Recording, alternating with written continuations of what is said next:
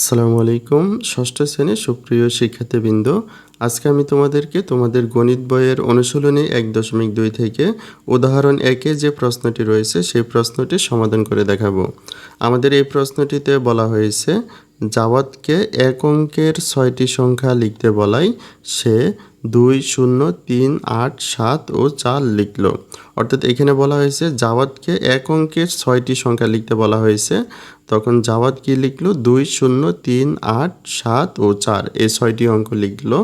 তারপরে বলা হয়েছে জাওয়াদকে ৪, ৭, ৫ ফাঁকা ঘর তারপরে ২ লিখে বলল এমন কিছু অঙ্ক যা ফাঁকা ঘর চিহ্নিত স্থানে বসালে প্রতি ক্ষেত্রে গঠিত সংখ্যা ৩ দ্বারা বিভাজ্য হবে। অর্থাৎ এখানে বলা হয়েছে এখানে যে সংখ্যাটি দেওয়া রয়েছে এই সংখ্যাটির মাঝখানে একটি ফাঁকা ঘর দেওয়া রয়েছে। অর্থাৎ এখানে আমাদের ফাঁকা ঘরে একটি অঙ্ক বসাতে হবে যে অঙ্কটি এখানে বসানো হয়নি। তো এখানে কোন অঙ্কটি বসালে বা কোন অঙ্কগুলো বসালে আমাদের এই সম্পূর্ণ সংখ্যাটি ৩ দ্বারা বিভাজ্য হবে সেটি জানতে চাওয়া হয়েছে। তারপরে এখানে ক নং যে প্রশ্নটি রয়েছে এখানে বলা হয়েছে জাওয়াদের লেখা সংখ্যাগুলো থেকে মৌলিক সংখ্যাগুলো আলাদা করে সংখ্যাগুলোর মৌলিক সংখ্যা হওয়ার কারণ লিখো। অর্থাৎ এখানে বলা হয়েছে জাওয়াদ যে সংখ্যাগুলো লিখেছে এই সংখ্যাগুলোর মধ্য থেকে কোন সংখ্যাগুলো মৌলিক সংখ্যা সেগুলো আলাদা করে লিখতে বলা হয়েছে এবং সেগুলো মৌলিক সংখ্যা হওয়ার কারণ কি সেটি জানতে চাওয়া হয়েছে।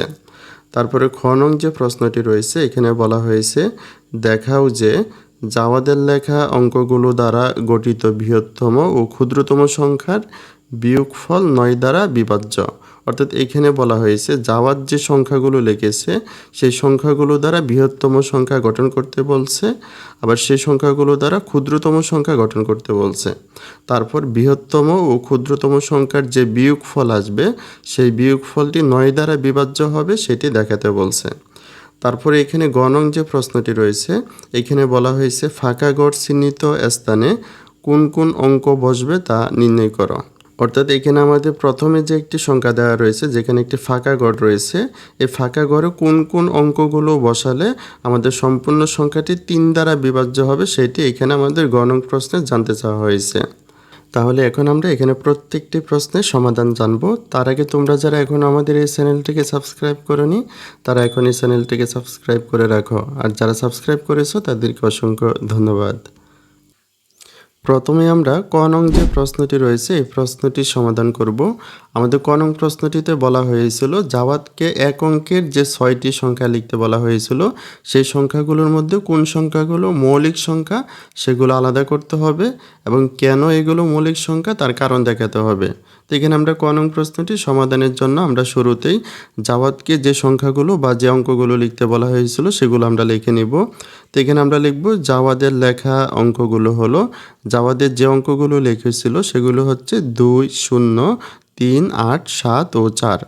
এখন আমরা জাওয়াদের লেখা অঙ্কগুলোর মধ্যে কোন অঙ্কগুলো বা কোন সংখ্যাগুলো মৌলিক সংখ্যা সেগুলো আলাদা করে লিখব। তো এখানে জাওয়াদের লেখা সংখ্যাগুলোর মধ্যে মৌলিক সংখ্যা হচ্ছে ২, ৩, তারপরে হচ্ছে ৭। তো এখানে আমরা লিখব এদের মধ্যে মৌলিক সংখ্যা হচ্ছে ২, ৩, ৭।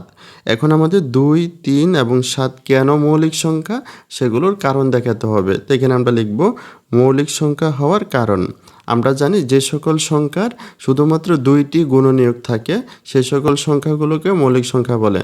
২টি গুণনীয়ক বলতে একটি হচ্ছে ১ হতে হবে, আরেকটি হবে ওই সংখ্যা নিজেই যদি গুণনীয়ক হয় তাহলে ওই সংখ্যাগুলো হচ্ছে মৌলিক সংখ্যা। তো এখানে আমরা প্রথমে দেখব ২ কেন মৌলিক সংখ্যা। তো এখানে যদি আমরা ২কে ভেঙে লিখি আমরা জানি ২কে ১ আর ২ ব্যতীত অন্য কোনো সংখ্যা দ্বারা ভাগ করা যায় না। তো এখানে আমরা ২কে ১ গুণ ২ এভাবে ভাঙতে পারি, ২ একে ২। তো এখানে আমরা লক্ষ্য করি ২ এর গুণনীয়কগুলো হচ্ছে আমাদের ১ আর ২। তো এখানে ২ এর গুণনীয়ক হচ্ছে শুধুমাত্র ১ এবং ২, অর্থাৎ ২টি গুণনীয়ক রয়েছে। তো আমরা বলতে পারি ২ হচ্ছে একটি মৌলিক সংখ্যা। একইভাবে যদি আমরা বলি ৩ কেন মৌলিক সংখ্যা, এখানেও আমরা ৩ এর গুণনীয়কগুলো বের করব। এখানে আমরা লক্ষ্য করি আমরা ৩কে শুধুমাত্র ১ আর ৩ ব্যতীত অন্য কোনো সংখ্যা দ্বারা ভাগ করতে পারবো না। তো এখানে আমরা ৩কে ভেঙে লিখতে পারি ১ গুণ ৩, ৩ একে ৩। অর্থাৎ এখানে ৩ এর গুণনীয়কগুলো হচ্ছে ১ আর ৩। এখানেও 3-এর শুধুমাত্র 2টি গুণনীয়ক রয়েছে, একটি হচ্ছে 1 আরেকটি হচ্ছে 3, অর্থাৎ ওই সংখ্যাটি নিজেই তার গুণনীয়ক। তো এখানে আমরা বলতে পারি 3 হচ্ছে মৌলিক সংখ্যা। একইভাবে 7 কেন মৌলিক সংখ্যা সেটির কারণ হিসাবে আমরা এখানে 7কে প্রথমে ভেঙে লিখতে পারি 7 একে 7, অর্থাৎ এখানেও 7-এর গুণনীয়ক হচ্ছে শুধুমাত্র 2টি, 1 আর 7। তো এখানে আমরা বলতে পারি অর্থাৎ 2, 3, 7-এর গুণনীয়ক 1 এবং ওই সংখ্যাটি, সুতরাং 2, 3, 7 মৌলিক সংখ্যা। এখন আমরা খ নং যে প্রশ্নটি রয়েছে এই প্রশ্নটির সমাধান করব। আমাদের খ নং প্রশ্নটিতে বলা হয়েছিল জাওয়াদের লেখা অঙ্কগুলো দ্বারা গঠিত বৃহত্তম ও ক্ষুদ্রতম সংখ্যার বিয়োগফল 9 দ্বারা বিভাজ্য হবে সেটি দেখাতে হবে।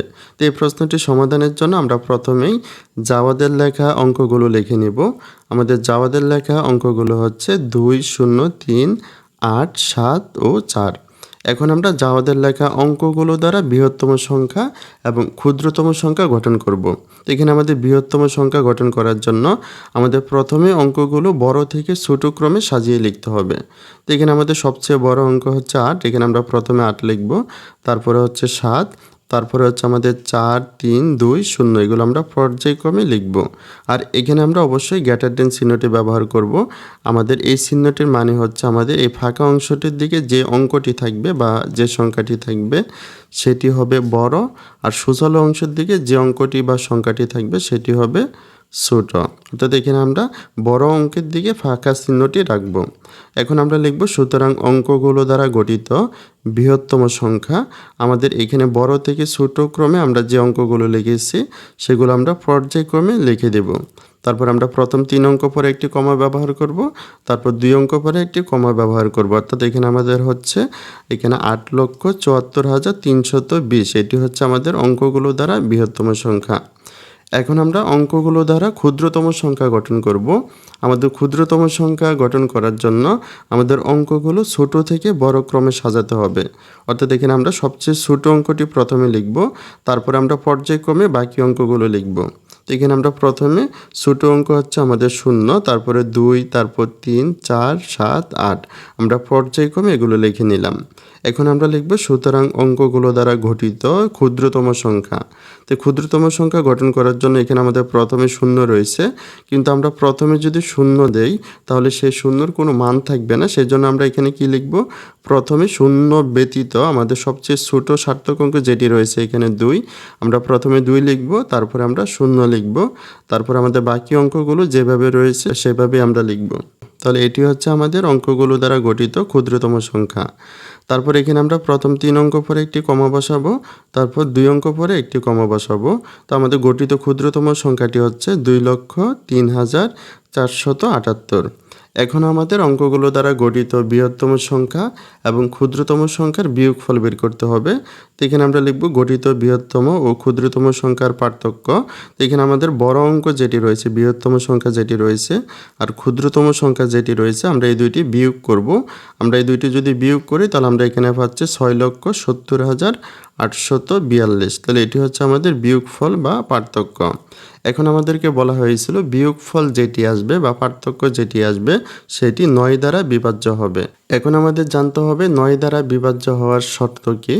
আমরা পূর্ববর্তী ভিডিওতে জেনেছি কোনো সংখ্যার অঙ্কগুলোর যোগফল যদি 9 দ্বারা বিভাজ্য হয় তাহলে আমাদের সেই সম্পূর্ণ সংখ্যাটি 9 দ্বারা বিভাজ্য হবে।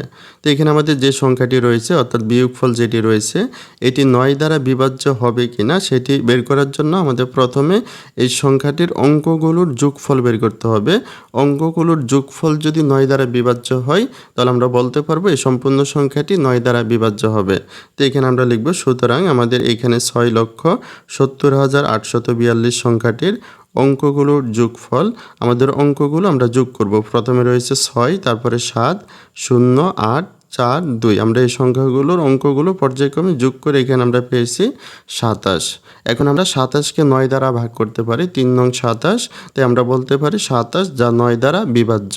তাই আমরা বলতে পারি সুতরাং গঠিত বৃহত্তম ও ক্ষুদ্রতম সংখ্যার বিয়োগফল 9 দ্বারা বিভাজ্য। তো এটি হচ্ছে আমাদের খ নং যে প্রশ্নটি সেটির সমাধান। এখন আমরা গ নং যে প্রশ্নটি রয়েছে এই প্রশ্নটির সমাধান করব। আমাদের গ নং প্রশ্নটিতে বলা হয়েছিল ফাঁকা ঘর চিহ্নিত স্থানে কোন কোন অঙ্ক বসবে তা নির্ণয় করো। আর আমাদের উদ্দীপকে বলা হয়েছিল ফাঁকা ঘরে এমন কিছু অঙ্ক বসাতে হবে যে অঙ্কগুলো বসালে আমাদের সম্পূর্ণ সংখ্যাটি 3 দ্বারা বিভাজ্য হবে। এখানে যেহেতু আমাদের 3 দ্বারা বিভাজ্য হবে বলা হয়েছে, তাই আমাদের 3 দ্বারা বিভাজ্য হওয়ার নিয়মটি জানা থাকতে হবে। আমরা জানি কোনো একটি সংখ্যার অঙ্কগুলোর যোগফল যদি 3 দ্বারা বিভাজ্য হয় তাহলে আমাদের সেই সম্পূর্ণ সংখ্যাটি 3 দ্বারা বিভাজ্য হয়। তো এখানে আমরা গ নং প্রশ্নটি সমাধানের জন্য আমাদের গ নং প্রশ্নটিতে যে সংখ্যাটি রয়েছে আমরা এই সংখ্যাতে ব্যবহৃত অঙ্কগুলো যোগফল বের করব। তো এখানে আমাদের অঙ্কগুলো হচ্ছে 4, 7, 5, 2। তো এখানে আমরা 4, 7, 5, 2 এই অঙ্কগুলো যদি যোগ করি তাহলে আমরা পাচ্ছি 18। আর আমরা জানি 3, 6, 18 হয়, অর্থাৎ আমাদের 18 এই সংখ্যাটি 3 দ্বারা বিভাজ্য হয়। অর্থাৎ এখানে আমাদের ফাঁকা করে কোনো অঙ্ক না বসালেও আমাদের যোগফল 3 দ্বারা বিভাজ্য হয়। যেহেতু ফাঁকা করে কোনো অঙ্ক না বসালেও আমাদের যোগফলটি 3 দ্বারা বিভাজ্য হয়, তো এখানে আমরা ফাঁকা করে শূন্য বসাবো। তো এখানে আমরা লিখব সুতরাং ফাঁকা ঘরের স্থানে শূন্য বসালে সংখ্যাটি 3 দ্বারা বিভাজ্য হয়। এখন আমাদের ফাঁকা ঘরে শূন্য ব্যতীত আরও কোনো অঙ্ক বসালে 3 দ্বারা বিভাজ্য হয় কিনা সেটি বের করতে হবে। এখন আমাদের জানতে হবে কোন কোন সংখ্যাগুলো 3 দ্বারা বিভাজ্য হয়। আমরা জানি 3-এর গুণিতকগুলো 3 দ্বারা বিভাজ্য হবে, অর্থাৎ আমাদের 3 দ্বারা বিভাজ্য সংখ্যাগুলো হচ্ছে 3, 6, 9, তারপরে 12, 15, 18, 21, 24, 27, 30, 33 এরকম আমাদের চলতে থাকবে। এগুলো হচ্ছে 3 দ্বারা বিভাজ্য। এখন আমাদের 3 দ্বারা বিভাজ্য পরবর্তী যে সংখ্যাটি রয়েছে সেটি আমরা বের করব। আমাদের 3 দ্বারা বিভাজ্য প্রথম যোগফল আমরা 18 পেয়েছি। 18 সংখ্যাটি 3 দ্বারা বিভাজ্য হয়েছে। আমাদের 18 এর পরবর্তী 3 দ্বারা বিভাজ্য সংখ্যা হচ্ছে 21, যেটি হচ্ছে 18 অপেক্ষা 3 বেশি। তো এখানে আমরা পরবর্তী সংখ্যাটি এভাবে বের করব। আবার অঙ্কগুলো যোগফলের সাথে, যোগফল হচ্ছে 18, অর্থাৎ 18-র সাথে 3 যোগ করলে হয় 18 যোগ 3 সমান 21। 21 সংখ্যাটি কি 3 দ্বারা বিভাজ্য। এখন আমরা একইভাবে এর পরবর্তী 3 দ্বারা বিভাজ্য যে সংখ্যাটি রয়েছে 24, সেটি আমরা বের করব। তো এখানে আমরা যদি লক্ষ্য করি আমাদের এই 24 যে সংখ্যাটি রয়েছে সেটি কিন্তু আমাদের 18 অপেক্ষা আমাদের 6 বেশি। 18 অপেক্ষা 6 বেশি। তো এখানে আমরা লিখতে পারি আবার অঙ্কগুলোর যোগফলের সাথে 6 যোগ করলে হয় 18 যোগ 6 সমান 24, যা 3 দ্বারা বিভাজ্য। এখন আমরা এর পরবর্তী যে 3 দ্বারা বিভাজ্য সংখ্যাটি রয়েছে 27, সেটি বের করব। আমাদের পরবর্তী 3 দ্বারা বিভাজ্য 27 সেটি হচ্ছে আমাদের 18 অপেক্ষা 9 বেশি। তো এখানে আমরা লিখব আবার অঙ্কগুলো যোগফলের সাথে 9 যোগ করলে হয় 18 যোগ 9 সমান 27, যা 3 দ্বারা বিভাজ্য। এখন এখানে আমরা লক্ষ্য করি আমাদের ফাঁকা ঘরে কিন্তু একটি মাত্র অঙ্ক বসবে। এই 9-এর পরে কিন্তু আমাদের 10, 11, 12 এগুলো কিন্তু সংখ্যা হয়ে যাচ্ছে। আমাদের কিন্তু একটি মাত্র অঙ্ক বসবে, তাই এখানে আমাদের সর্বোচ্চ 9 পর্যন্ত আমরা বের করব। পরবর্তী আমাদের 30-এর জন্য কত হবে সেটি আমরা বের করব না, 33-এর জন্য কত হবে সেটি আমরা বের করব না, কারণ আমাদের সর্বোচ্চ অঙ্ক চলে আসছে। তো এখানে আমরা লিখব অতএব ফাঁকা ঘরের স্থলে 0, 3, 6, 9 অঙ্কগুলোর যে কোনোটি বসালে সংখ্যাটি 3 দ্বারা বিভাজ্য হয়। তাহলে এটি হচ্ছে আমাদের গ নং যে প্রশ্নটি সেটির সমাধান। তাহলে সুপ্রিয় শিক্ষার্থীবৃন্দ, তোমাদের ভিডিওটি এই পর্যন্তই। ভিডিওটি ভালো লাগলে অবশ্যই লাইক, কমেন্ট, শেয়ার করে পাশে থাকবে। সকলকে অসংখ্য ধন্যবাদ।